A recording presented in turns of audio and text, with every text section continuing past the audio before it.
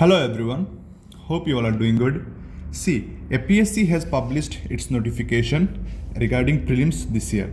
So we have got a tentative date for prelims 2024 which is 17th of March. Right. So from now we have only 58 days in our hand. We need to use this period very efficiently to clear this exam. Okay. सी अगर हम vacancy को देखेंगे इस बार APSC ने बहुत कम seat release किया है. कितना? ओनली 235. अगर हम लास्ट ईयर से कंपेयर करें तो ये बहुत बहुत कम है. 913 जो लास्ट ईयर था इस बार क्या हो गया 235. सो 8 सीट्स के लिए क्या होगा, इस बार कंपटीशन बहुत हाई रहेगा. कैसे?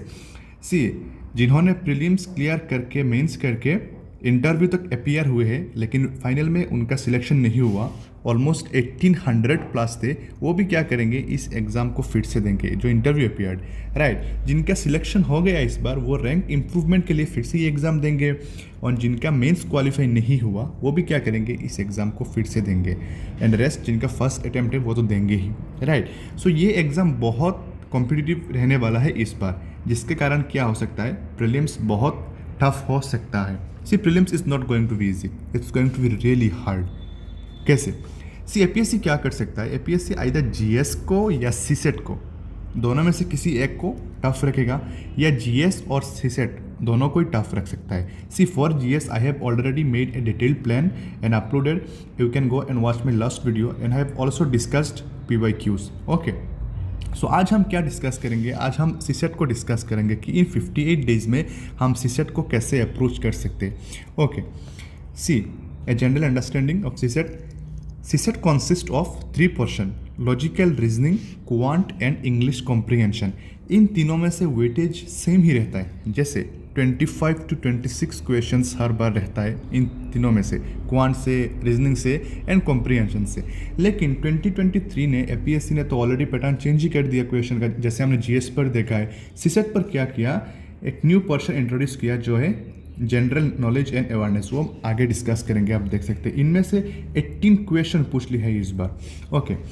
सी सीसेट पर क्या रहता है, टोटल 80 क्वेश्चंस रहते हैं. इनमें से 200 मार्क्स टोटल थे, जहाँ पर each question carries 2.5 marks. And ये क्या है, ये सिर्फ क्वालिफाइंग नेचर के है. दैट मीन्स हमें सिर्फ क्या चाहिए, 33% चाहिए. एंड इसके लिए हमें 66 मार्क करेक्ट करना है. सो हमें सिर्फ 27 क्वेश्चंस को हमें करेक्ट मार्क करना है.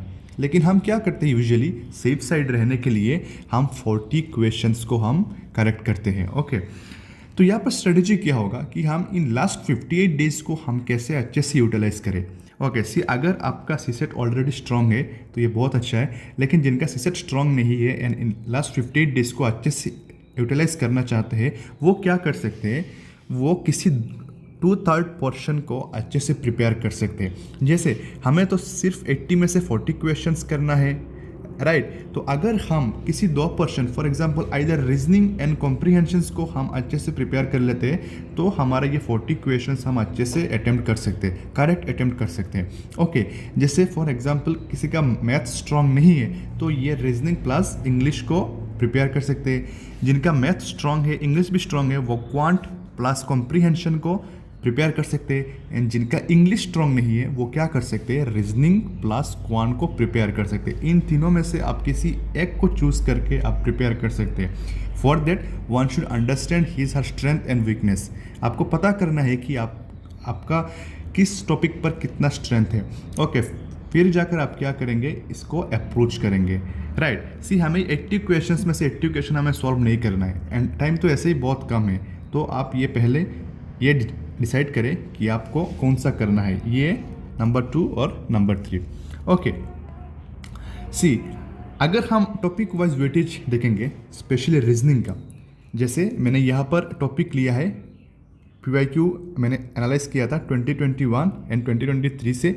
यहाँ से हमने देखा कि कैलेंडर पर नंबर ऑफ क्वेश्चन सिर्फ 1 थे, यहाँ पर 0 थे. सी यहाँ पर 1 क्वेश्चंस बहुत इंपॉर्टेंट है, इसका रोल बहुत ज़्यादा है. क्यों? एक क्वेश्चन में हमें 2.5 मार्क्स होता है. It's a huge. कैसे? ऐसे बहुत स्टूडेंट होते हैं जिनका 65 मार्क्स होते हैं लेकिन 1 मार्क्स के लिए उनका सिलेक्शन नहीं होता है. लेकिन जीएस पर बहुत अच्छा मार्क्स होते हैं, 100 प्लस मार्क्स होते हैं, लेकिन यहाँ पर 65 के लिए उनका सिलेक्शन नहीं होता है। तो आपको क्या करना है, अगर आप PYQ से आपको ये पता चल रहा है कि कैलेंडर टॉपिक इंपॉर्टेंट है, ऑलरेडी पूछा गया है, तो आप इस टॉपिक को आप प्रिपेयर करेंगे। इन ऑर्डर आपको ये प्रिपेयर करना ही है। जैसे क्लॉक, एक क्वेश्चन आया तो हम इसको प्रिपेयर करेंगे। जैसे सिलोजिज्म, एक क्वेश्चन 2 क्वेश्चन आया तो हम इसको भी प्रिपेयर करेंगे। मैं क्या करूँगा, मैं रीजनिंग के लिए इनमें से कुछ टॉपिक को मैं डिस्कस करूंगा मेरे आने वाले वीडियो में। जैसे सिलोजिज्म्स, कोडिंग, डिकोडिंग, इनको आप कैसे कम टाइम में कैसे सॉल्व कर सकते हैं, राइट। कुछ ट्रिक्स है, हम ये ट्रिक्स अच्छे से डिस्कस करेंगे, राइट। फिर क्या है, सीरीज से हमने देखा 3 क्वेश्चंस, यहाँ पर 2 क्वेश्चंस, डायरेक्शन से 2 क्वेश्चंस, ऐसे करते करते मिसलेनियस से 9 क्वेश्चंस आया एंड यहाँ से 3 questions. So almost 20 to 25 questions हर साल रीजनिंग में रहता है, राइट। अगर हम कॉम्प्रीहेंशंस को देखेंगे, ये तो बहुत इंपॉर्टेंट होता है कॉम्प्रीहेंशन। कैसे, 2021 में क्या हुआ था, 19 पैराग्राफ थे, इनमें से 24 क्वेश्चन आया एंड यहाँ पर 12 पैराग्राफ थे, यहाँ पर 20 क्वेश्चंस आए। यहाँ पर 19 जो पैराग्राफ थे ये स्मॉल साइज के थे एंड यहाँ पर क्या है, लॉन्ग पैराग्राफ थे, यहाँ पर शॉर्ट पैराग्राफ। दैट मीन्स 2023 में क्या था, एक पैराग्राफ आया, इसमें से 2 क्वेश्चन पूछा गया, एक पैराग्राफ आया, 2 क्वेश्चन पूछा गया। तो हम क्या कर सकते हैं, हम किसी भी एक पैराग्राफ को अच्छे से पढ़ लेते हैं तो हमारा 5 मार्क्स हो जाता था, राइट। सो मैं क्या करूँगा, इनमें upcoming videos I will share A tricks कि हम कॉम्प्रीहेंशंस को कैसे सॉल्व करें। एग्ज़ाम में हमारे पास टाइम बहुत कम रहता है एंड इसी कम टाइम पर हम कैसे कॉम्प्रीहेंशंस को पढ़ के इसको सॉल्व करें। इन ट्रिक्स में क्या करूंगा, मेरे आने वाले वीडियो में डिस्कस करूंगा कि बिना पढ़े आप कैसे क्वेश्चंस को सॉल्व करें, बिना पढ़े पैराग्राफ को। ओके, नेक्स्ट क्या है, जनरल नॉलेज एंड अवेयरनेस। ये एक न्यू फॉर्म ऑफ क्वेश्चंस थे, ये पहले नहीं पूछा गया। नंबर ऑफ क्वेश्चंस क्या थे, 18 क्वेश्चंस थे इसमें से। यहाँ पर क्या हुआ, हमने देखा कि एम्पैथी से क्वेश्चन आए हैं, एथिक्स में से। फिर क्या हुआ, GIF का एक्रोनिम क्या है। तो ये क्या होता है, एक डाइवर्स नॉलेज से क्वेश्चन आते हैं। इसके लिए कोई वन स्टॉप सॉल्यूशन नहीं है। अगर आपका GS स्ट्रॉन्ग है, अगर आपका करंट अफेयर स्ट्रॉन्ग है, तो आप क्या कर सकते हैं, आप इसको इजीली प्रिपेयर कर सकते हैं। बस आपका स्टैटिक आप स्ट्रॉन्ग रखिए, बाकी हो जाएगा इसमें से। ये इतना टफ नहीं रहता है क्वेश्चंस, ये इजी रहता है, तो आप ये सॉल्व कर लेंगे। क्वांट के लिए मैंने क्या किया, क्वांट के लिए मैं एक डिफरेंट वीडियो पर मैं डिस्कस करूँगा, जहाँ पर मैं पूरा डिटेल्ड एनालिसिस करूँगा कि हम क्वांट को कैसे अप्रोच कर सकते हैं, राइट। क्योंकि ये बहुत इंपॉर्टेंट है एंड बहुत लेंथी भी है एंड इस वीडियो पर डिस्कस करेंगे तो ये बहुत लेंथी हो जाएगा, राइट। फिर क्या है, what should we do for comprehension and reasoning. यहाँ पर हम क्या कर सकते हैं, इन 58 डेज में you should use your time effectively, जो मैंने पहले ही बोला था। To get high productivity we need to make a smart plan. हमें एक स्मार्ट प्लान चाहिए एंड हमें स्मार्ट स्टडी अप्रोच करना है। एंड ये स्मार्ट स्टडी अप्रोच हम कैसे कर सकते हैं, प्रायोरिटी बेसिस स्टडी। ये क्या है, जब हम ये वेटेज को देखेंगे, PYQs को देखेंगे, तब हमें पता चलेगा कि कौन टॉपिक में से कितना क्वेश्चन आए। फॉर एग्जांपल कोडिंग डिकोडिंग से 5 क्वेश्चन आए हैं इस बार, तो हम पहले रीजनिंग का ये टॉपिक सॉल्व करेंगे, फिर जाके हम सिलोजिज्म करेंगे, इसमें 2 क्वेश्चन आया, फिर जाके हम सीरीज करेंगे। ऐसे करते प्रायोरिटी के बेसिस पर हम स्टडी करेंगे, राइट। PYQs क्या है, ये एक गेम चेंजर है। किसी भी एग्ज़ाम में अगर आपने PYQs को अच्छे से डिस्कस कर लिया तो आप क्या कर सकते हैं, आपका जो आने वाला एग्ज़ाम है उसका पैटर्न एंड नेचर को आप अच्छे से जान सकते हैं। To understand nature of question, कि एग्जामिनर कैसे क्वेश्चन पूछता है, राइट। एंड फिर क्या है, अगर आपने PYQs को पहले आपने for example coding and decoding को आपने पढ़ लिया ये टॉपिक, फिर आपने PYQs को सॉल्व कर लिया, तो आपका क्या होता है, आपने टॉपिक भी कंप्लीट कर लिया एंड एग्ज़ाम में किस टाइप के क्वेश्चंस आते हैं ये भी आपने पता कर लिया। ये बहुत एक इम्पॉर्टेंट है।